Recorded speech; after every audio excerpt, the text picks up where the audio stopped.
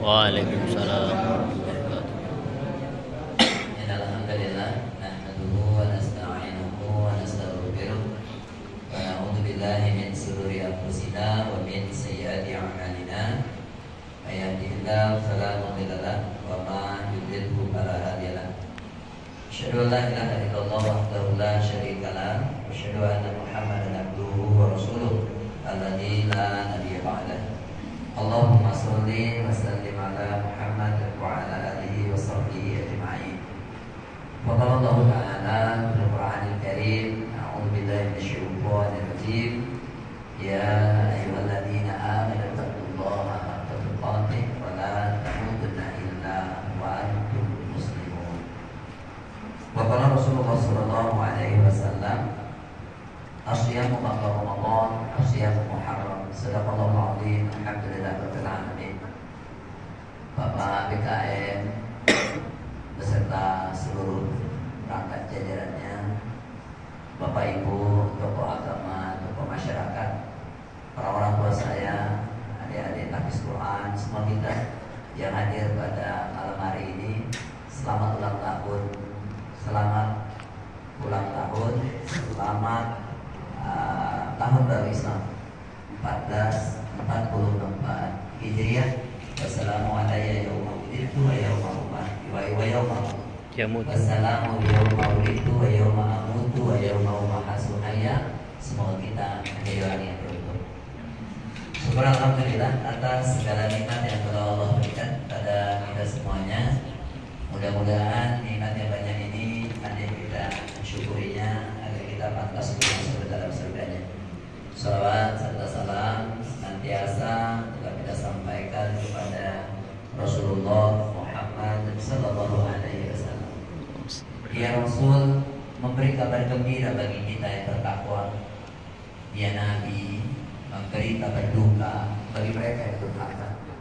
Semoga kita tergolong umatnya yang setia, yang nanti akhirnya kita akan tergabung dengan orang-orang yang solid untuk bisa menatap wajah Nabi, berdialog dengannya, mendapatkan syafaat Rasulullah Muhammad sallallahu alaihi wasallam. Bapak hadirin yang dirahmati Allah Subhanahu wa taala, ada 3 poin yang ingin saya sampaikan pada malam hari ini. Pertama, perbedaan penanggalan Masehi dengan penanggalan Hijriah. Yang kedua, yang Rasul bangun sebelum dia hijrah. Nah, yang ketiga, apa amalan kita di 1444 Hijriah ini, terkhusus di bulan Muharram. Sebenarnya umat Islam itu sudah lebih dulu memperkenalkan tanggal dan bulan. Hanya saja mereka belum memperkenalkan tahun. Seperti yang dibaca Qori tadi, dalam 1 tahun itu ada 12 bulan. Dan di antara 12 bulan itu ada 4 bulan haram. Tapi umat Islam belum pernah mengenal yang namanya tahun. Contoh, Ibu mohon maaf, gak apa-apa nanya ya Bu ya. Nabi Muhammad lahir, maksudnya tahun Islam, tahun Islam. Nabi Muhammad lahir tanggal berapa Ibu? 12 Rabiul Awal, tahun Gajah. Yang tak dapat hijriahnya orang belum ada. Ya dari rahmat Allah Subhanahu wa taala. Yang dikenalkan itu tahun Gajah. Kenapa tahun Gajah? Masyarakat Arab itu praktis, Pak. Pada saat itu Abraha ingin menghancurkan Ka'bah, membawa tentara bergajah tersebut. Pada saat itulah Nabi Muhammad lahir, makanya tahunnya disebut dengan tahun Gajah. Kalau Masehi kita jumpai 571 Masehi. Baik. Gak apa-apa nanya lagi Bu, satu lagi. Nabi Muhammad Isra Mi'raj tanggal berapa? 27 Rajab. Betul ya? Tahun berapa? Tahun berapa? Tidak dapat. Yang ada paling tahun duka cita. Karena memang pada saat Nabi Muhammad Isra Mi'raj, pada saat itu dikenal dengan tahun duka cita. Kenapa? Karena Nabi Muhammad mengalami istrinya wafat, pamannya pun wafat. Jadi mengikuti Jadi hadirin dirahmati Allah Subhanahu wa taala.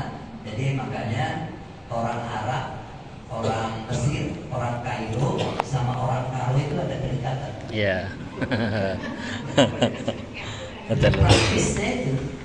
Jadi antara Kairo sama Karo itu kan beda tipis saja. Perkara praktis, ya orang Arab itu kan lihat sedih, tahun kesedihan, gajah, tahun gajah. Ini juga, mohon maaf, sebagian masyarakat Karo itu kan praktis saja buat namanya. Lahir anak, piring jatuh. Ibu yang tahu. Itu namanya piring parangin-angin, piring sepiring dan lain sebagainya. Hadirin rahmat Allah Subhanahu wa taala. Jadi itu ada kedekatan emosional mereka. Jadi kalau ditanya orang Karo pernahkah kuliah di Mesir, insyaallah mereka rata-rata pernah. Bukan di Kairo tapi di Karo. Baik, hadirin rahmat Allah Subhanahu wa taala. Jadi udah punya ya Muharram, Safar, Rabiul Awal, Rabiul Akhir, Jumadil Awal, Jumadil Akhir, Rajab, Sya'ban, Ramadan, Syawal, Dzulqa'dah, Dzulhijjah.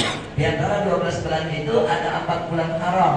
Dzulqa'dah, Dzulhijjah, Muharram, Rajab. Itu kan 4 bulan haram tersebut, bulan suci tersebut. Bapak, Ibu hadirin yang dirahmati Allah Subhanahu wa taala, bagi kita semuanya, siapa yang pertama kali meletakkan untuk menetapkan ini adalah tahun umat Islam? Jadi yang menjadi diskusi pada saat itu penetapan tahunnya, kapan momentumnya. Nah, hadirin rahimahullah, Umar bin Khattab, Umar itu kalau jalan, Bapak Ibu, setan aja takut, Pak. Kalau tahu Umar jalan, setan pada tidur. Kalau aku jalan, setan mendekat. Malah ada berkata, web naik, nggak tahu nggak dari itu. Jadi ada rahmat Allah Subhanahu wa taala. Dan memang Umar selain dia ditakuti sama setan, dia itu adalah good government kalau kita belajar sejarah peradaban Islam. Baik, kita lihat. Umar, kita buatlah tahun kita. Kita ini kita punya tanggal, kita punya bulan, tapi kita kan nggak punya tahun. Nabi kita 571 Masehi. Pakailah tahunnya. Tengok dia itu buat Abu Musa itu bawa surat, kemudian surat itu berlaku Sya'ban kapan, Muharram kapan, nggak tahu. Kita buatlah apakah berlaku untuk selamanya atau kapan. Jadi oke, kalau kayak gitu dikumpulkan para sahabat-sahabatnya, kapan kita mulai? Ada 4 sih yang sangat yang dipikirkan pada saat itu. Berkata bahwa udah buat aja tahun umat Islam itu dimulai sejak Nabi Muhammad dilahirkan. Apa kata Umar? Enggak lah. Apa kontribusi Nabi pada saat itu? Belum ada kontribusinya. Enggak ada dalam bentuk pergerakan. Orang baru dilahirkan, apa pergerakan? Umar kita cerdas luar biasa. Dia tokoh negara. Kalau Umar, kalau kamu tidak setuju, kita buat saja pada saat dia wafatnya. Apa yang mau dikenal kalau dia wafat? Nanti orang mengenang tentang semangat tahun baru sendiri semua. Orang yang dikenal tentang tahun kematian. Apa yang mau diambil dari situ? Umar, bagaimana ketika dia menjadi Rasul? Itu babakan baru. Umar, bagaimana ketika dia hijrah dari Mekah ke Madinah? Ya, itu tidak ada perjuangannya. Itu penuh perencanaan. Itu hebat. Ketok palu Nabi Muhammad hijrah dari Mekah ke Madinah, ditetapkanlah itu sebagai tahun 01 peradaban Islam, tahun umat Islam. Jadi mohon maaf, bukan berarti Nabi Muhammad hijrah dari Mekah ke Madinah itu terjadi pada bulan Muharram, tidak. Nabi Muhammad hijrah dari Mekah ke Madinah itu terjadi pada bulan Rabiul Awal. Jadi sebenarnya kalau mau memperingati Rabiul Awal bukan cuma Maulid harusnya. Rabiul Awal itu 3 kejadian yang sangat hebat pada diri Nabi. 1, Nabi Muhammad lahir pada bulan Rabiul Awal. Dia wafatnya pun bulan Rabiul Awal. Dia hijrah dari Mekah ke Madinah bulannya Rabiul Awal. Kenapa ekspektasi tentang Muharram begitu hebat? Karena memang itu adalah pertama awal bulan dalam penanggalan Hijriah. Ya, ini berangkat. Jadi Pak adalah imam ini sebenarnya Umar bin Khattab, kalau dia mau jujur-jujuran, sebenarnya dia tidak akan menyebutkan Hijriah. Pasti dia akan menyebutkan Qamariyah. Kenapa? Karena Julius Caesar, Julius Caesar itu, Pak mohon maaf, sebelumnya kan Romawi itu kan puncak peradaban dengan sangat luar biasa. Setelah Nabi Isa 325 disempurnakan pada tahun 528, akhirnya Kaisar Julian itu mengangkat rahibnya Dionysius Exiguus. Kemudian akhirnya menetapkan bulan-bulan dalam Masehi. Kaisar mau yang penting kita buat itu pada saat Isa Al-Masih dilahirkan. Itulah jadi tahun baru. Isa Al-Masih. Makanya nama tahunnya Masih. Masih. Kalau waktu masih aku Kristen dulu, Pak, Masih itu artinya diurapi. Diurapi, makanya kalau ada pendeta kalau memberikan tausiah selalu berkata tausiah khotbah diurapi. Ya, tidak dirahmati Allah Subhanahu wa taala. Kemudian dalam bahasa Ibrani apa Masih itu tidak lain adalah ade, Pak. Anno Domini. Anno Domini itu apa? Anno Domini itu adalah singkatan dari tahun Tuhan. Makanya dalam satu tahun itu disempurnakan nanti pada masa Julius Caesar dan Agustus yang agung itu, akhirnya Januari, Februari, Maret, April, Mei, Juni, Juli, Agustus itu adalah nama dewa dan dewi yang mereka sembah, yang mereka puja. Mau gak mau, suka atau tidak suka, kita umat Islam tidak bisa keluar masih dari itu. Paling yang kita rubah sekarang Ahad kan.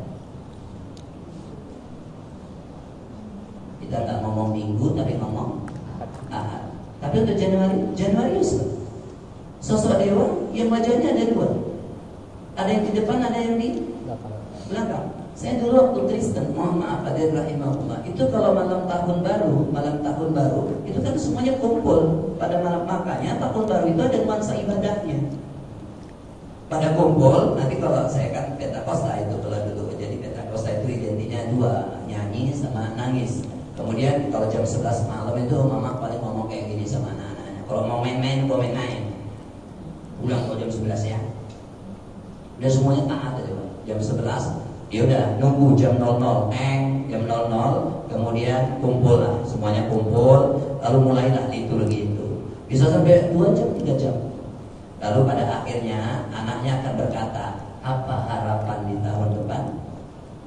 Apa yang telah dilakukan tahun lalu? Persis seperti Januarius. Ya, tidak dirahmati Allah Subhanahu wa taala. Makanya dalam 1 tahun 12 bulan, selain 12 bulan, nama-nama hari mereka dalam bahasa internasional Ahad, kita, Minggu dalam bahasa yang sering kita pahami. Nama lainnya bahasa internasionalnya apa? Sunday. Izin Bapak Ibu, kalau Anno Domini artinya adalah tahun Tuhan, Sunday adalah hari Tuhan. Sun matahari, day hari, karena memang mereka menjadikan hari Sunday hari untuk berbakti menyembah dewa matahari. Ya, dia dirahmati Allah Subhanahu wa taala. Mudah-mudahan bermanfaat. Jadi hadirin rahimahullah, kita lanjutkan lagi. Jadi kalau kami itu, Pak, jadi kalau udah ngobrol gitu, ngomong apa harapannya, apa yang telah dilakukan, setelah itu baru salam-salaman, maaf-maafan. Sampai kapan? Sampai mohon maaf sampai 2:30 dini hari.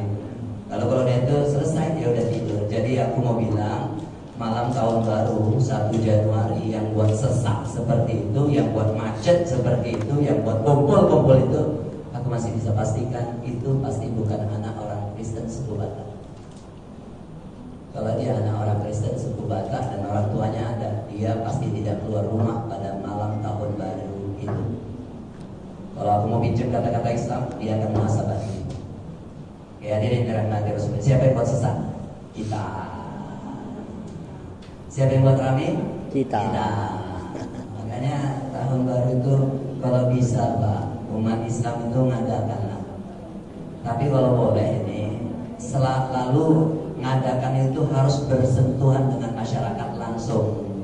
Mohon maaf saya baru ngisi dari Bumi Asri. Jadi ada rahimahullah, ini cuma contoh saja, itu mereka ngadakan operasi katarak lain sebagainya. Jadi mohon maaf Pak, ada rahimahullah. Jadi seandainya ada masjid-masjid ngadakan, tapi harus memberikan langsung dampak kepada masyarakat. Aku yakin kalau acara itu langsung berkesan kepada masyarakat, yakinlah masyarakat itu akan berkata, udah kalau mau nyunatkan anak di sana aja. Itu setiap tahun baru mengadakan hitanan masal, pasti ditunggu keberadaan Muharram itu. Jadi hadirin dirahmati Allah Subhanahu wa taala, karena memang ramainya Muharram tidak seperti harus dipikirkan ramainya tahun baru Masehi. Insyaallah hadirin dirahmati Allah Subhanahu wa taala. Baik. Kemarin Pak, tapi sudah sangat lama di Langgar 5, saya sebut saja. Ada Yayasan Buddha Suci datang mengadakan bagi-bagi sembako. Tapi seandainya harga sembako itu 150.000, mereka cukup bayar 75 dan mendapatkan kesehatan gratis, cek apa itu gratis. Masya Allah Pak, tahu ngadakannya di mana? Musola. Ngadakannya di musola. Ya karena langsung Pak Haji itu konfirmasi kepada saya, Pak Hadir rahimahullah, boleh Ustaz, kita udah terjadi dan sebagainya. Pak Hadir, apa kata ibu-ibu itu? Kapan lagi kalian datang? Kapan? Kalau bisa sering-sering datang. Ini Bu sering sakit pinggang. Ini pas kalian datang pas belum sakit. Diharap kedatangan. Karena apa? Ada sesuatu yang itu. Ya, hadirin dirahmati Allah Subhanahu wa taala, bukan banyak umat Islam yang kaya raya. Oke, hadirin dirahmati Allah Subhanahu wa taala itu. Jadi Pak, kalau Masehi, hadirin rahimahullah, namanya juga kalau mau jujur-jujuran, tadi ini kan pengaruh kekuasaan. Jadi Bapak Ibu mohon izin, mohon maaf, jangan pernah alergi sama politik, karena harga barang saat ini itu juga hasil dari keputusan politik. Jangan pernah alergi tentang politik, karena mohon maaf hadirin rahimahullah, Sri Lanka, resesi dan sebagainya hancur berantakan atas dasar hasil keputusan politik. Kalau kekuasaan itu diberikan sama orang yang benar, insya Allah akan adil makmur. Ya, tidak ada Allah Subhanahu wa taala. Jangan pernah ini kori-kori bisa baca Quran dan sebagainya atas dasar keputusan politik. Ya, jangan pernah alergi sama politik. Islam itu ya ayyuhalladzina amanu dukhulu bisilmi kafah. Insyaallah ada. Jadi Syamsiyah atau disebut dengan matahari karena apa? Karena bumi yang mengelilingi matahari. Jadi selama 1 tahun itu 365 hari lebih seperempat. Sehingga setiap 4 tahun sekali jumlah harinya 366 hari. Itulah yang disebut dengan tahun Kabisa, tahun yang habis dibagi 4. Pada bulan Februari itu ada penambahan 1 hari jadi 29.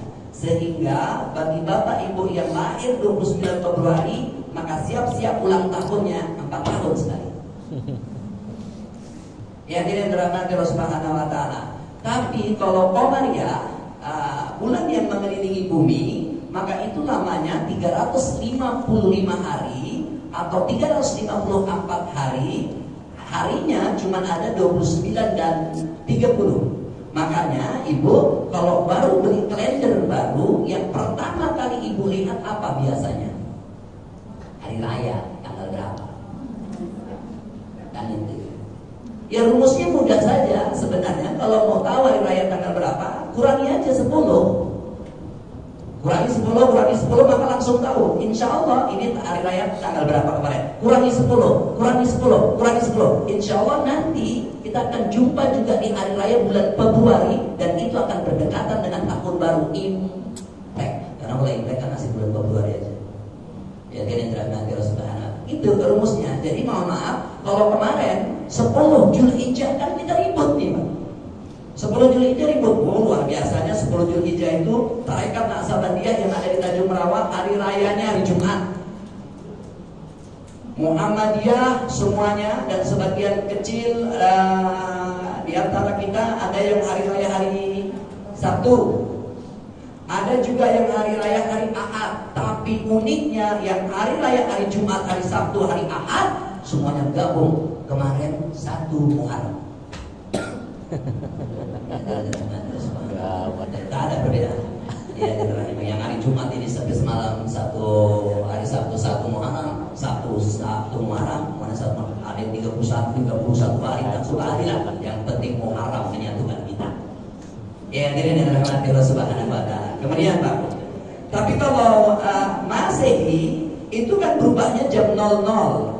Tapi kalau Hijriah berubahnya waktu maghrib, bukan asar, maghrib. Karena dia Komariah, tenggelamnya matahari. Dulu, aku pun lupa berapa tahun yang lalu, kayaknya waktu belum ngisi di sini. Pernah nggak waktu akhir Ramadan kita disuruh buka? Iya, pas setengah hari ada. Habis asar suruh berbuka. Iya ada. Dibilang udah nampak hilal. Suatu saat nanti kalau jumpa kayak gitu pasti nggak betul, nggak bohong. Nabi itu berkata, asyamu aqimusyamu ilal lail, maka dirikanlah puasa sampai malam, dan malam itu terisi, dan malam itu dimulai waktu maghrib. Jadi ada kalau dia buka puasa asar, dia tidak genap 1 hari dan dia wajib mengganti pada akhirnya. Ya, dia dirahmati Allah Subhanahu wa Ta'ala. Kemudian Pak Rahimahullah, inilah karya Julius Caesar, sehingga Februarius, Martius, kemudian Aprilius, Mei, kemudian Adir Rahimahullah Juni menetapkan dirinya, Agustus menetapkan pamannya. Semuanya ini Pak Adir Rahimahullah tidak lain adalah keputusan dari Kaisar untuk menetapkan bahwa ketika Isa Al-Masih atau Yesus Kristus itu dilahirkan, itu telah ditetapkan sebagai tahun dalam pengkalenderan internasional. Jadi sekarang pertanyaannya, Pak Bu Adir Rahimah, boleh nggak kita pakai seperti itu? Gitu? Ya, silakan, hukumnya mubah. Loh kok kayak gitu Ustaz? Iya, jadi kita bilang Januarius, Aprilius, itu semuanya nama-nama dewa. Februarius itu kan nama dewa kasih sayang. Makanya di bulan Februari itu ada hari Valentine. Nah, Adir Rahimah, jadi kalau kayak gitu boleh nggak? Yang dihukum dalam agama ini bukan hari, bukan waktu, bukan benda. Yang dihukum dalam agama ini adalah amalan. Ini adalah Allah Subhanahu wa Ta'ala. Kalau mau baca-baca Pak, mohon maaf diskusi sebentar. Isa itu siapa? Isa Al-Masih.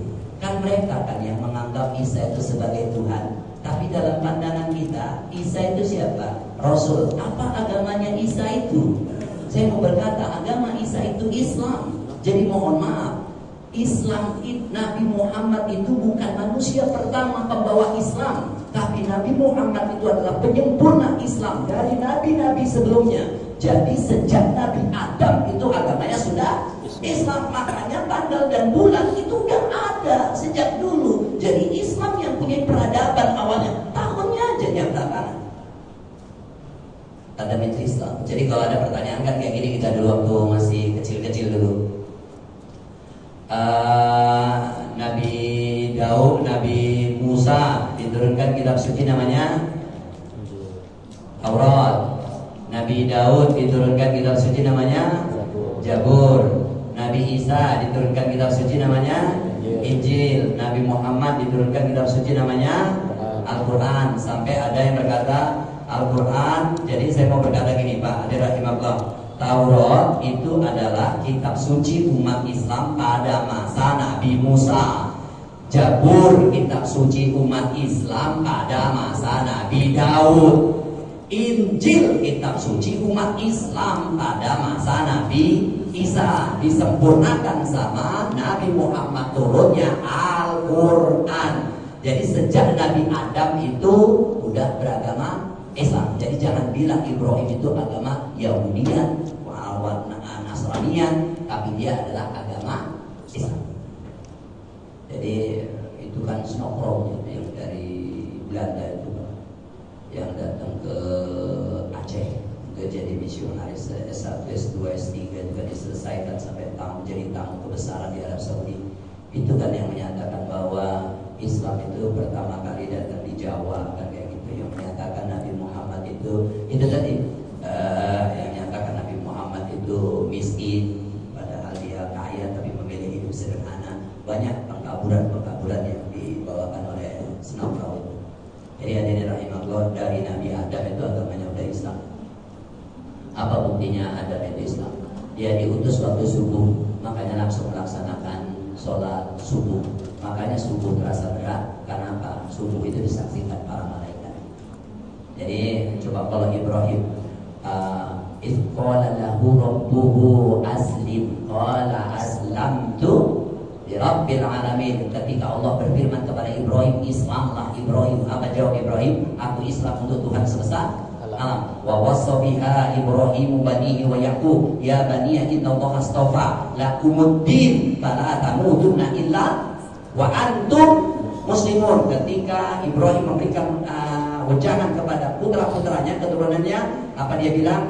Allah telah pilihkan agama yang lurus untukmu dan jangan pernah berani mati sebelum dalam keadaan Islam. Am kuntum syuhada id hadara Yaqub al-maut id qala li banihi ma ta'buduna min ba'di qalu na'budu ilahaka wa ilaha abaika wa ilaha Ibrahim wa Ismail wa Ishaq ilaha wahid wa nahnu lahu muslimun. Ketika Yakub tidak wafat, dia ceritakan, dia nasihati anak-anaknya, nah nanti kalau aku wafat siapa yang kau sembah? Mereka menjawab, kami menyembah apa yang disembah oleh orang tua kami, yang disembah oleh Ibrahim, Ismail, Ishak. Mereka menyembah Tuhan yang satu dan kami adalah orang-orang Islam.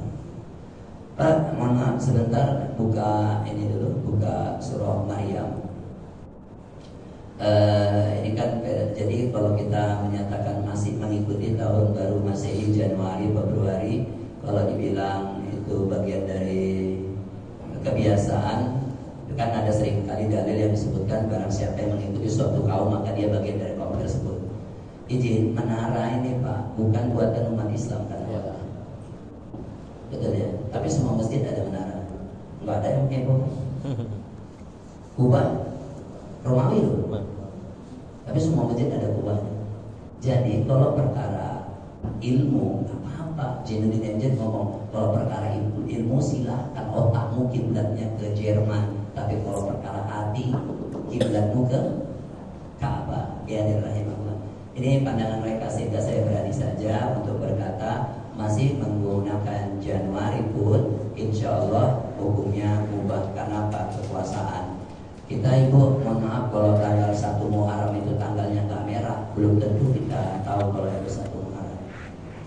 Syukurlah tanggalnya merah, walaupun kemarin sempat merah tak hitam terakhir karena liburnya di olah sedemikian rupa. Oke, kita lihat sebentar ya Pak. Kita lihat ayat 16. Apa kata surah Maryam? Dan ceritakanlah Muhammad kisah Maryam di dalam kitab Al-Quran, yaitu ketika dia mengasingkan diri dari keluarganya ke suatu tempat di sebelah timur Baitul Maqdis. Karena orang Nasrani menyatakan bahwa Isa itu bukan lahir di Baitul Maqdis, dia lahir di sebelah selatan, namanya Bethlehem. Bukan Bethlehem Muhammad, dia lahir di Yerusalem. Itu nanti. Oke. Ya, kemudian langsung saja ini sedikit saja menyatakan, makanya saya bilang Isa ya Isa juga karena Islam, makanya cuman peletakan dewa-dewa itu yang kita menjadi masalah. Kalau Masihnya oke lah. Kalau layangan putus berkata, oke, fine. Ya, oke, Pak, langsung nomor ayat 22. Maka dia Maryam mengandung, lalu dia mengasingkan diri dengan kandungannya ke tempat yang jauh. Ibu, kalau hamil bangga nggak? Bangga. Senang nggak? Kalau ada arisan keluarga, ibu hamil, ada kesempatan, ada waktu, mau datang nggak? Mau. Pertanyaannya kenapa Maryam hamil malah mengasingkan diri? Karena dia hamil tidak ada suaminya. Inilah ya, jadi dia mengasingkan diri ke tempat yang jauh. Dia pun nggak mau keluar. Jadi mohon maaf, inilah yang dilakukan anak-anak gadis sekarang. Kalau dia hamil tidak ada suami, dia pun akan mengasingkan diri. Kalau dibilang kenapa kamu mengasingkan diri? Aku mau mengikuti jejak Maryam. Gitu. Ya, dia terus. Terus lanjut lagi ayat 23. Kemudian rasa sakit akan melahirkan, memaksanya bersandar pada pangkal pohon kurma. Jadi Nabi Isa itu lahirnya di bawah pohon kurma, bukan di kandang domba. Tambahin. Dan Maria berkata, wahai betapa baiknya aku mati sebelum ini dan aku menjadi seorang yang tidak diperhatikan dan dilupakan. Karena Maria waktu melahirkan tidak ada yang memperhatikan. Ada, Bu, melahirkan sakit gak? Sakit. Tapi itu tak uniknya ibu-ibu. Dari segi terulang, dari indikator terulang, mana lebih sakit, melahirkan sama sunat? Sunat. Karena orang yang sunat tidak akan mau terulang.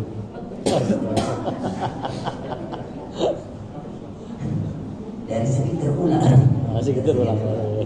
Tapi melahirkan logik. Bu, melahirkan sakit? Sakit. Tapi lebih sakit kalau orang yang melahirkan dia tidak mendapatkan melahirkan. Makanya banyak ibu-ibu mengalami sindrom baby itu. Bu, berapa banyak ibu-ibu yang membunuh anak kecil? Kenapa? Jawabannya satu, dia tidak mendapatkan perhatian. Jadi hadir rahimahullah, jadi mohon maaf Pak, saya dan kita semuanya. Ada bapak-bapak di sana juga. Asal istrinya hamil dan cewek, ada bapak itu. Allah.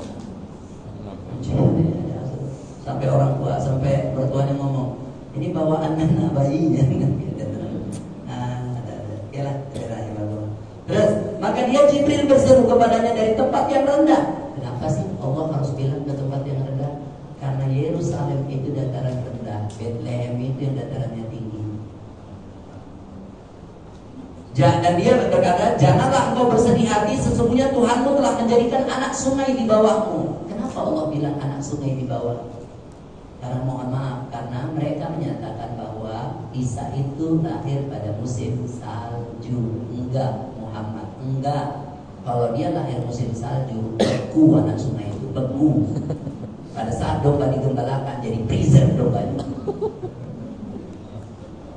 Ya, dia terus Subhanahu wa ta'ala. Pertanyaannya, hadirin rahimahullah, apa lagi kata Jibril? Dan goyanglah pangkal pohon kurma itu ke arahmu, niscaya pohon itu akan menggugurkan buah kurma yang masak padamu. Pertanyaanku buat ibu-ibu, siapa yang betul dapat kacang?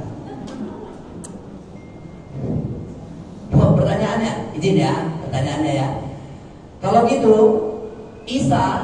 Maryam sebelum melahirkan dan pasca melahirkan makan minum nggak? Makan minum nggak, Bu? Yang itu aja jawabannya, kalau nggak tidak, iya. Makan. Apa makanan tadi? Kurma. Apa minumannya? Air. Yang mengalir itu. Ini memberikan penjelasan bahwa kalau dia lahir di kandang domba, makan apa dia? Lalu minum apa? Karena mau melahirkan itu butuh tenaga. Yang kedua, buah kurma masaknya itu ternyata di Palestina tidak terjadi pada bulan 12. Terjadi bulan berapa? Bulan 7. Ada yang menyebutkan bulan 6 panen raya buah kurma. Jadi ada rahimahullah, tapi begitulah kekuasaan. Jadi Bapak, kita masih menggunakan Januari, Februari, Maret, kita berkata hukumnya mubah. Tapi kalau masih ada yang bisa digeserkan, geserkan. Seperti apa? Minggu bergeser jadi Ahad. Insya Allah ada rahimahullah ini. Kemudian yang kedua, Pak, inilah perbedaan sedikit antara Hijriyah dengan Masehi. Kemudian yang kedua, apa yang dilakukan Nabi Muhammad sebelum dia hijrah? Nabi Muhammad itu dakwah di Mekah awalnya kan door to door kalau bahasa bukunya. Sembunyi-sembunyi. Setelah ada perintah fasda bima tu'mar, maka dia pun mulailah berdakwah secara terang-terangan. Pertama kali menyampaikan dakwah secara terang-terangan, dikumpulkanlah saudara-saudaranya, orang-orang terdekatnya, keluarga-keluarga dekatnya di Bukit Sofa. Bapak Ibu tahu lah kalau sudah pernah pergi ke haji. Nabi Muhammad berdiri tegak di Bukit Sofa itu dan berkata, saudaraku, aku kumpulkan kalian di sini. Aku mau bilang samamu, kalian percaya sama aku kalau di balik kota Mekah ini ada bala tentara yang ingin datang ke kota ini untuk menghancurkan negeri ini. Kalian percaya? Mereka semuanya berkata, cuman kaulah manusia yang belum pernah berbohong. Kami percaya apapun yang kau bilang. Ketahuilah wahai saudaraku, sesungguhnya di balik kehidupan dunia ini ada siksa Allah yang sangat pedih bagi mereka yang tidak mau beriman kepada-Mu. Langsung namanya Abdul Uzza bin Abdul Muttalib kemudian berkata, tabalaka ya Muhammad alaihi hadi jamatan, bisnasalah kau sepanjang hari Muhammad, atas dasar ini kau kumpulkan kami.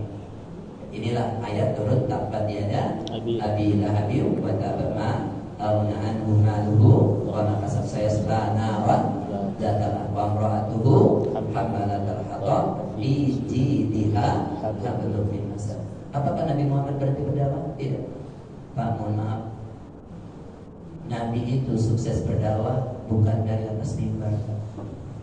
Jadi kalau kita jadi ustaz baru mau ngomong tentang Islam kalau di atas mimbar atau pegang mic, rugi. Nabi Muhammad itu dimanapun dia ada, dia ngomong pesan tentang Islam. Jadi kalau boleh pinjam, agak mirip lah walaupun tidak begitu sempurna, agak mirip lah sama metode jemaah tabligh. Nah, hadirin dirahmati Allah Subhanahu wa taala. Memang jemaah tabligh kan konsentrasinya pada salat. Tapi ya dia kan dimanapun pemerintahan oke. Semuanya oke. Tapi di situ Nabi Muhammad mendapatkan rongrongan dari saudaranya. Makanya dakwah itu lebih mudah sama orang lain ketimbang kau saudara kandung sendiri. Bapak kalau mau ngomong tentang hijab, bapak mau ngomong tentang Islam sama kawan-kawannya lantang, tapi belum tentu sama keluarganya sendiri. Banyak perasaannya. Kalau aku ngomong di sini ada tuang, suka nggak suka, terima nggak terima, siap pulang. Tapi sama keluarga sendiri susah kok. Dia dari dirahmati Allah Subhanahu wa taala. Coba nggak, mohon maaf kok, ibu izin ya. Kalau waktu dulu garis-garis dulu, ketika ibu langsung pakai hijab yang begitu besar, kalau nggak saudara-saudara ibu yang akan berkata, kalau Islam gak usah kayak gitu kali lah. Apa kayak gitu kali? Mama kamu Islam juga, nggak kalah kayak gitu dia. Agak asik tuh deh, kalau kayak gitu. Apa? Coba kayak gitu, jangan cuma aku deh.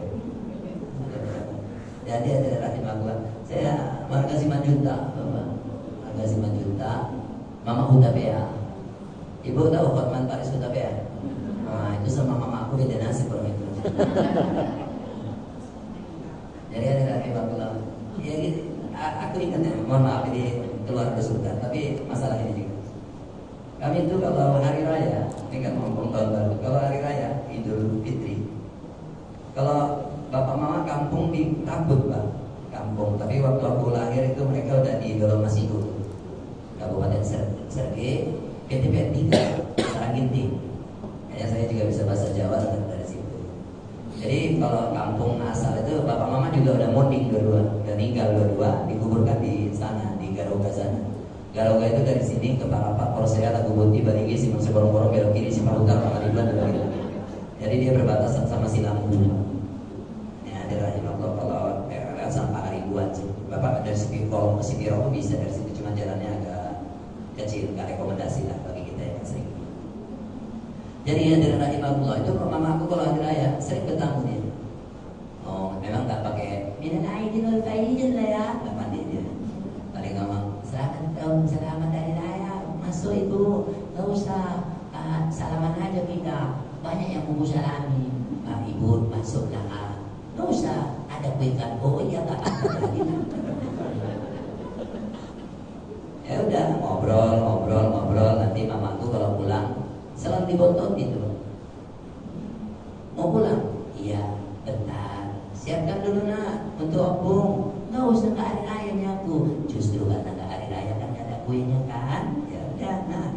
Jadi mohon maaf, kue hari raya kami, kalau hari raya kami lebih banyak kue hari raya kami daripada umat Islam yang merayakan. Yang penting syaratnya ibuku rajin silaturahmi. Karena pasti dapat berkatan. Ya bayangkan kalau 10 rumah pasti. Belum lagi yang datang nasi pakai piring, namanya di kampung. Ya ada. Apa tahun baru datanglah mereka. Bu, mau salaman tahun baru masuk. Gak usah bu, salaman aja. Kayak gitu juga yang kemarin yang kau bilang masuk. Kami juga buat kue tahun baru. Tapi kalau Natal itu kan fokus ibadah sebenarnya, Pak. Jadi Natal itu kalau kami dulu waktu riset itu agak sedih bapak orang tua itu kalau anaknya tidak datang di malam tahun baru. Jadi yang sakral itu malam tahun barunya. Tapi kalau Natal silakan memperingatinya di rumahnya masing-masing.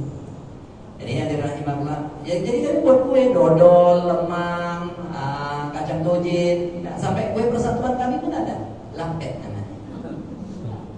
Persatuan. Apa kata mama? Apa bapak? Untuk apa kue itu? Kasih ke orang ini. Kau usah kau kasih kagak dimakan orang itu. Sedap tak kita. Kalau kita datang ke rumah orang itu tak apa-apa ditawarkan kita makanin. Beda kita. Kalau orang itu tak mau makan itu, sakit nanti hati kita. Ditawarkan makan, tak mau dimakan. Lebih bagus gak usah dikasih makan. Jangan-jangan berdoa orang itu kalau datang ke tempat kita, tak usah dari keluarkan makanan. Jadi apa yang kita keluarkan aja air putih sama teh manis itu. Dulu kan belum populer air mineral ini kan. Tahun 90 belum populer lah, yang paling populer pun aku ingat ada air manitwa. Orange juice sama saparilla banyak ada. Kalau limun itu terus ada citron Pak, yang warnanya hijau gitu kan. Sampai sekarang masih ada citron. Ada. Mama keluarkan air putih, teh manis sama roti kaleng. Aku populerkan roti kaleng itu namanya roti anak yatim. Karena dalam foto roti kaleng itu gak ada foto bapaknya, cuma mama namanya. Iya, memang perempuan itu dari aku lahir sampai 2022 belum jumpa ya bapaknya. Kalau mau nimis gak ada bapaknya. Mama mau minum, akanlah. Inilah yang datang. Senang aku kalian datang. Yang inilah wujud toleransi. Tahu apa yang dilakukan kawan-kawan mama? Yang dilakukan rotinya aja dimakan, minum gak ada yang ngomong. Mama ngomong kayak gitu. Yang hebat lah kalian, gak ada yang haus kalian rupanya. Rotiku kalian makan, minum enggak. Rotiku itu beli dari Cina Galang itu ya itu. Sebelum dulu kan Galang. Iya. Nah, ada kalian mau minum. Kalian pikir yang masukkan dari itu kalian gak minum. Aku tahu macam mana yang haram, tak mungkin kasih yang haram, berdosa kami. Nah, terakhir mereka mohon maaf dikebunkan banyak orang Jawa, jadi mereka pakai bahasa Jawa mungkin ini. Gue janganlah, cuman dia gua mobil itu loh itu asune muter kayak aku kasih gue dia, ya aku lihat 2 juta, ya dia gua mobil apa yang mau, kasih gue dia, dipikirkan bekasnya. Gak ada yang berani minum karena pikirkan bekasnya. Terakhir mama ngomong kayak gini. Apa yang kalian datang dalam usah datang kalian sakit tadi kalian datang tujuan kalian maafkan minum kuahnya bukan yang kalian minumnya.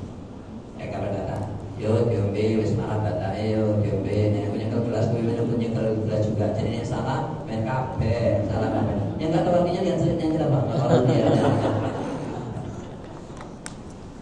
setelah minum permisi ludah ngomong pelit nyangkut dan bulu pakai. Bu mohon maaf ya, namanya pun ngaji kan. Bu izin, kalau ibu bertamu ke rumah temannya yang bukan beragama Islam, lalu temannya langsung menyediakan air dari gelasnya, langsung dari gelasnya. Jangan, ini bahasanya jangan ya. Jangan di antara ibu, berarti bukan semua ibu ya. Jangan di antara ibu ada juga yang susah mau minum. Betul kan? Iya kan? Jangan pikirkan juga bekasnya kan? Kalau itu selalu dipikirkan bekasnya, kenapa makan minum di hotel itu gak ada yang pernah pikirkan bekasnya? Sudah dia lagi dia coba bantah-bantah pulang habis. Tamu na yaman, ocok. Gak ada yang pernah pikirkan bekasnya. Kenapa kok cuma di rumah gua aja mikirkan bekasnya?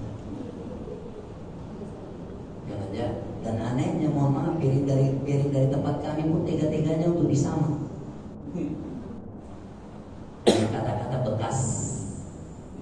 Bukankah dalam pemahaman tinggi yang jadi najis itu air liurnya anjing, bukan lambene wong itu.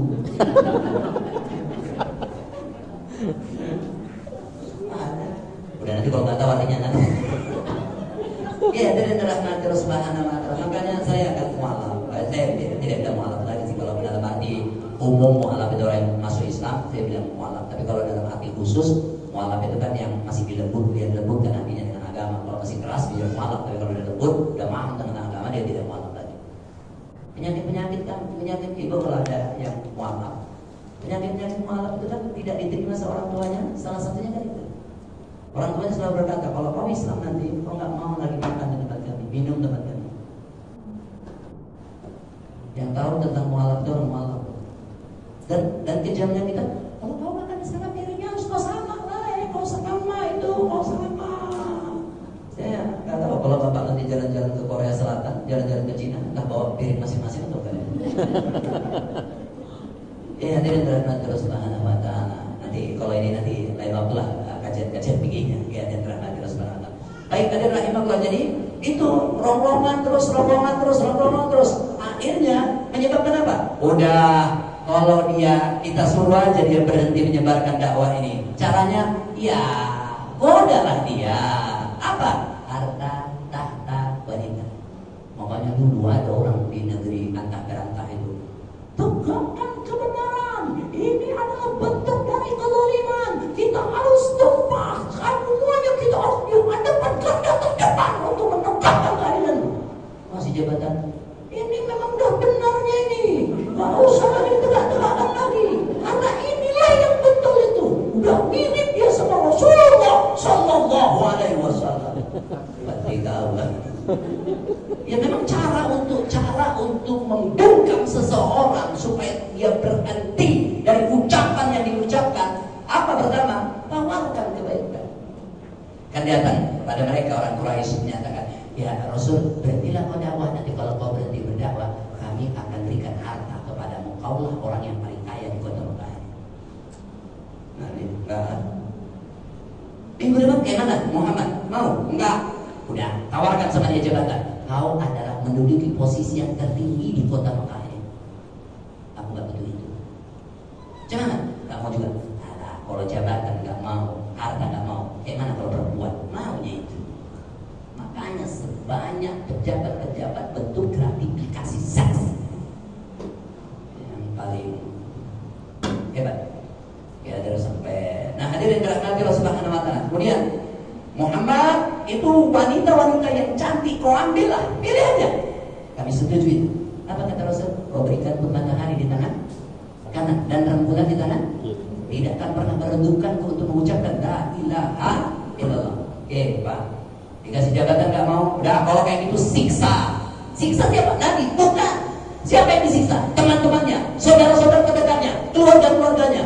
Coba, mohon maaf Pak, ada orang-orang tertentu setelah diberikan jabatan, diberikan kedudukan, dia tetap istiqomah terhadap apapun yang diucapkan. Maka bentuk rombongan yang kedua apa? Yang disiksa bukan dirinya, yang disiksa bukan tubuhnya, yang disiksa, yang diintimidasi siapa? Orang-orang terdekat. Sampai orang-orang terdekat itu ngomong gini. Ada Sa'ad bin Abi Waqqas. Sa'ad bin Abi Waqqas ngomong gini, ya Rasulullah. Pada saat itu pengikutnya udah 155. Ya Rasulullah, izinkan aku untuk hijrah ke Ethiopia, Habasah. Di situ ada raja namanya Najasyi. Walaupun dia Kristen, kami mendengar dia itu welcome terhadap kita umat Islam. Wahai Rasul, bolehkah aku bawa 70 pasukan? Apa kata Nabi? Hijrahlah saat. Jadi mohon maaf, manusia yang pertama kali hijrah bukan Nabi Muhammad SAW, tapi Sa'ad bin Abi Waqqas. Hijrah. Pak, saat itu model sahabat-sahabat Nabi, asal dimanapun dakwah, Pak. Asal dimanapun dakwah. Terakhir Najasyi Ethiopia banyak yang memeluk agama Islam. Kemudian menyebarkan dakwanya sampai ke Cina Selatan. Dari Cina Selatan asal singgah menyebarkan agama. Dari Cina Selatan tembus ke Tapanuli Tengah, Larus. Jadi mohon maaf, Islam pertama kali ada itu bukan di Jawa, itu abad ke-14. Sebelumnya abad ke-12 ada makam Malikus Saleh di Aceh. Sebelumnya ada makam Syekh Burhanuddin di Kampar Riau, makam Syekh Mahmud Papan Tinggi Barus Tapanuli Tengah abad ke-7. Nabi Muhammad lahir abad ke-6. 100 tahun, 1 abad setelah Nabi Muhammad dilahirkan, Islam sudah diterima di Nusantara. Makanya titik peradabannya pun dibuat titik 0 peradaban Islam. Tapi di sini Nusantara, di Nusantara. Jadi Bapak Ibu yang belum pernah ke Barus lah. Mana nanti di akhirat ditanya, udah pernah ke Barus? Belum. Pulang lagi. Nah, dia bilang takut aja.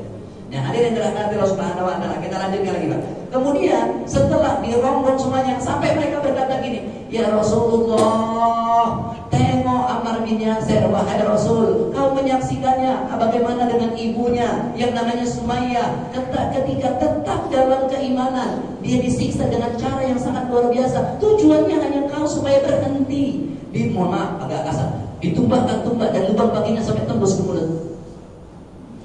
Dan kamu menyaksikan, lihat Bilal yang diucapkan cuma ahad, ada yang disisir pakai besi panas. Sampai kapan kita akan mendapatkan pertolongan Allah?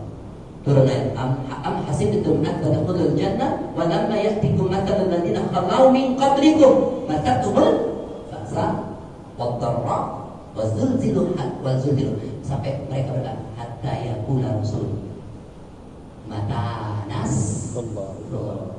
Kapan pertolongan Allah? Kau pikirnya masuk surga mudah? Surat subuh aja berpahaya. Ada namanya subahan. Subahan itu sahabat Nabi, jarak dari rumah ke masjid itu 3 jam. Tapi subahan gak pernah terlambat subuh berjamaah. Naik onta dia, gak ada ontanya. Naik kuda dia, apalagi kuda, gak ada. Jalan kaki 3 jam. Di usia senjanya dia mendengarkan perkataan Nabi ini, seandainya manusia tahu betapa dahsyatnya subuh berjamaah, kau akan datang walaupun dengan cara apa? Apa kata Subhan? Rasul, udah senja tuh, kalau aku cari rumah yang lebih jauh gak sanggup aku. Apakah Allah mau menolongku? Senyum Nabi Muhammad. Itu 3 jam. Aku mana ada 3 jam dari rumahku ke masjid? 15 menit, enggak. 5 menit, enggak. 3 menit. Lebih lama lagi aku manaskan sepeda motor itu daripada jalan. Pertanyaannya, apakah aku pernah terlambat subuh berjamaah? Ini hebatnya aku, gak pernah aku terlambat subuh berjamaah. Kenapa? Orang gak pernah ke masjid. Kamu cenah aku terlambat. Di kompleks sana Pak, aku bilang gini, di sini gak aku bilang. Apa di kompleks sana aku bilang, kalau bisa, kalau ada yang meninggal, gak usah kalian umumkan habis sholat subuh lah. Terganggu banyak Ustaz? Gak ada terganggu aku. Cuman kalau kalian umumkan setelah sholat subuh, minimal 3 kali kalian mengumumkannya. Karena kalau sekali belum begitu dengar warga komplek itu. Siapa yang mati? Alamatnya kan ini. Jadi kapan Ustaz? Ambil aja 3 menit sebelum azan subuh. Nanti terganggu masyarakat. Gak ada terganggu. Orang 15 menit sebelum azan subuh udah ngaji-ngajinya. Udah 3 menit sebelum azan subuh matikan tape itu, lalu umumkan kabar duka cinta itu. Kabar duka cinta, innalillahi wa inna ilaihi raji'un, telah meninggal dunia. Tambahin kata-katanya di ujung. Yang mendengarkan kabar duka cinta ini, sholat subuhlah. Jangan-jangan ini adalah subuhmu yang terakhir. Assalamualaikum. Cocok juga itu. Cocok. Orang dibuat mengaji-ngaji gak bangun juga. Jadi apa namanya? Oke, hadirin rahimahullah, akhirnya mohon maaf kita persingkat waktu, durasi.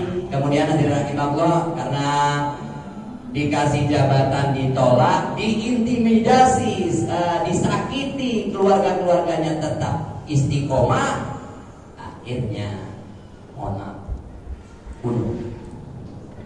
Sepakatlah untuk bunuhnya. Bagaimana cara bunuhnya? Udah bunuh aja lah. Iya, bagaimana caranya? Gampang. Penjarakan aja, jangan. Kalau kau penjara itu tuh kalau rapat sama yang nggak baik. Kalau rapat tentang tidak baik, tak ada yang tidur. Semuanya mengeluarkan pendapat. Kalau udah rapat komisi tentang yang tak baik, tak ada yang tidur. Tapi kalau rapat kemakmuran masjid, Pak cuma setuju, macam mana baiknya? Ya dia rahimahullah. Tak guru, nggak ada, semuanya mengeluarkan pendapat. Udah kalau kayak gini nanti macam mana saat Nabi Waqqas itu kalau datang? Nuntut balas dia. Udah kalau kayak gitu kita asingkan aja ke Arab dunia itu. Cakapnya Nabi Muhammad itu, cakapnya Muhammad itu tajam. Jangan-jangan orang itu pula yang masuk Islam. Udah bunuhkan aja lah. Kau yang mau membunuhnya. Dia sungguh terpandang. Kalau kau bunuh, nuntut balas sungguh-sungguhnya. Jadi macam mananya? Sepakat mereka. Ini aja kita kan banyak suku. Masing-masing suku terbagi. Jadi kalau mau nuntut balas sama siapa? Mau nangkap siapa? Orang semuanya terlibat kok. Itu kan agak on dia kalau korupsi cuma sendirian. Kalau korupsi sendirian tertangkap lah kok. Kamu kalau rame-rame, tertutup semuanya. Mau siapa ditangkap semua. Dari situ juga itu orang itu buat kayak gitu. Dari belajar hijrahnya Nabi. Oke, kalau kayak gitu, oke kita sepakati. Kapan? Nanti malam lah. Nabi Muhammad ada informasi dari Jibril. Ya udah, gantikan siapa? Remaja yang pertama kali masuk Islam, Ali. Kemudian Ali menggantikan apa? Tempat tidurnya. Masya Allah. Ketika mau dibunuh, syukur dibuka tuh. Kalau nggak dibuka, mati Ali. Dibuka. Ali rumahnya kejar. Pak, kalau kita ngomong gua itu kan dalam Pak ya. Kalau kita ngomong gua itu kan dalam gitu. Kalau gua Sur, gua Hiro, jangan pikirkan sama kayak gua yang ada di Indonesia. Pak, apa cara Rasul itu ketika dia pergi bersama sahabatnya yang menjadi mertuanya juga siapa? Abu Bakar itu, Masya Allah kan telapak ontanya kan namanya pun di pasir. Ya ternyata tahu, orang Nasrani loh Pak, yang mengeluarkan kambingnya, ratusan kambingnya untuk mengaburkan jejak entah. Tapi cukup dengan itu tidak, mereka teliti betul untuk membunuh Muhammad. Ketika mau dibunuh, kalau mereka meleng aja ke gua Sur tersebut, mereka pasti akan melihat namanya Muhammad. Tapi apa yang terjadi? Keajaiban datang. Ada sarang laba-laba dan bisa pula burung merpati di situ menelur. Berarti itu kan dah lama, udah nggak usah, nggak mungkin ada sarang laba-laba sama pohon-pohonan di situ, kan tinggalkan. Disitulah Nabi Muhammad akhirnya sampai ke Madinah. Dibangun apa? Masjid, pasar. Jadi ternyata di Madinah kan, mohon maaf Pak, Nabi Muhammad itu pemimpin agama, pemimpin negara. Jadi pemimpin di negara, dua syarat yang dibuat Nabi Muhammad: masjid, pasar. Ini adalah simbol. Masjid simbol keimanan, pasar simbol ekonomi. Jadi orang itu bisa kuat kalau ekonominya mantap. Ekonomi tidak kuat, mohon maaf, tapi iman mantap, jangan-jangan bisa kafir juga orang. Itulah yang dibangun di Madinah. Baik, hadirin rahimakumullah, kita akhiri apa yang dilakukan Nabi Muhammad ke apa ya ajaran Nabi kepada kita di bulan Muharram ini. Bulan Muharram ini adalah bulan yang mulia. Ada 4 bulan yang mulia tadi seperti yang saya sampaikan. Kalau Muharram bulan mulia, Safar itu kebiasaan orang-orang Quraisy untuk melakukan perjalanan li'ilafi Quraisy. Tapi banyak orang menyatakan bahwa ada itu sebagian berpandangan bahwa Muharram itu bulan panas.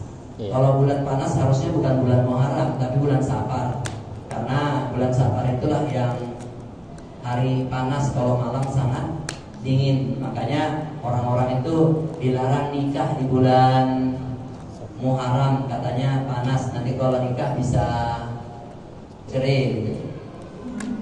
Terakhir bulan Zulhijjah orang pergi haji baru pernikahan orang semuanya. Orang banyak nikah bulan Zulhijjah. Jadi hadirin dirahmati Allah Subhanahu wa taala. Jadi apa yang diamalkan, apa yang dilakukan, puasa ya puasa. Kapan itu? 10 Muharram. Ada Nabi bersabda, asyamu ba'da Ramadan, asyamu Muharram. Puasa yang lebih baik setelah Ramadan adalah puasa Muharram. Kapan itu? Asyura. Itu tanggal 10 Muharram. Nabi Muhammad di Madinah, dia melihat orang Yahudi berpuasa pada tanggal 10, mau menyelisih antara itu disuruh puasa dari tanggal 9. Jadi mudah-mudahan kita bisa mengerjakannya. Terus di bulan Muharram ini juga haram hukumnya untuk mengangkat senjata kecuali umat Islam diperangi terlebih dahulu. Makanya mengundurkan bulan Muharram itu adalah bentuk dari bagian kekafiran. Kemudian hadirin rahimahullah, tentang Muharram juga kita mau menyatakan bahwa kalau kita tidak berperang, tidak mengangkat senjata, berarti tetangga-tetangga tak boleh gaduh di bulan Muharram. Jadi kalau ada tetangganya ngajak gaduh, bilang masih bulan Muharram. Nunggu safar. Kalau udah safar, kan Nabi Muhammad ada ngomong gini, kalau ada orang yang ngajak berkelahi, bilang kamu sedang puasa. Apa ditunggu nanti sudah buka kan? Karena hadirin rahimahullah. Jadi hadirin rahimahullah, inilah amal-amalan, jangan melakukan ketidakbaikan karena ketidakbaikan akan dihukum berlipat ganda. Lakukanlah kebaikan maka dihukum juga berlipat ganda. Semoga bermanfaat. Selamat tahun baru Islam 1444 Hijriah. Semoga kita jadi orang yang beruntung. Assalamualaikum warahmatullahi wabarakatuh. Alhamdulillah.